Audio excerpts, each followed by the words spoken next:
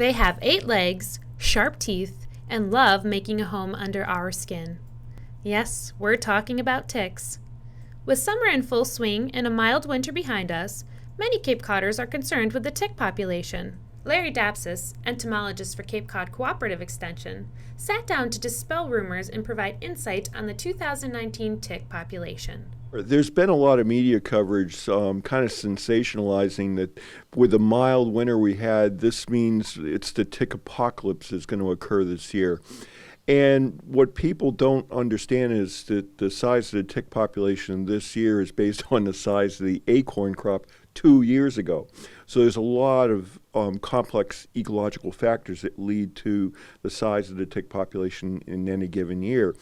Now, the mild weather that people have been quoting as the reason for this is that it's in a harsh winter, ticks survive. They make antifreeze. So the fact that we had a mild winter just means that people were taking advantage of mild weather, getting outdoors and running into ticks that were already there. So it's basically business as usual for us this year. So what I tell people is tick season starts January 1st, goes to December 31st, starts up again January 1st. So you got to be vigilant year round, but particularly during the summer months. Nymph stage ticks are active during the summer months, found in leaf litter, and are responsible for 85% of tick-borne diseases. Lyme disease isn't the only concern.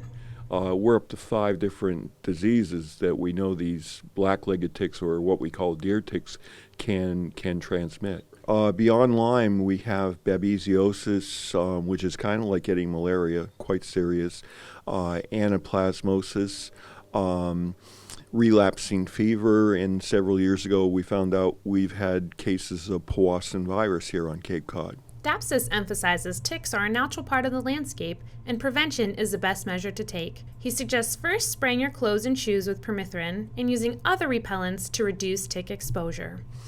So if you treat, pants and socks, it keeps its activity through 6 washings. I tell people treat your footwear once a month. This is the most effective tool in the box we have. Now there are other repellents that contain, actives like DEET or picaridin or oil of lemon eucalyptus.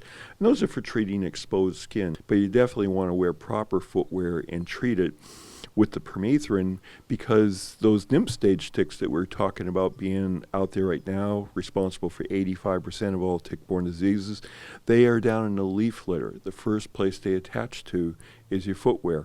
Don't be afraid of your environment. But understand your environment, understand your risk and the measures you can do to protect yourself. Prevention doesn't require a whole complex game plan. It's pretty simple. Tick checks and treated clothing and footwear. Consider a perimeter yard spray, and certainly do things to protect your pets. If bitten, sending the tick for testing is possible, Dapsis reports. We have had a collaborative program with the Laboratory of Medical Zoology at UMass Amherst. They test ticks. And with the support of Cape Cod Healthcare, Cape Cod residents can get their ticks tested with a subsidy. So for Cape residents right now, testing a tick is $15. And the benefit of this is that you see what you were potentially exposed to, because what we see in all the ticks tested last year on Cape Cod, 13% were co-infected, meaning they were packing 2, 3, sometimes 4 pathogens, and you can get more than one of these diseases at the same time. So it doesn't mean you're going to get sick, but now if you are not feeling good and it's time to start having a conversation with your doctor, now you have some hard data to go on. For more information on tick prevention and safety, visit capecodextension.org. In Barnstable, for Cape Media News, I'm Emily Tellick.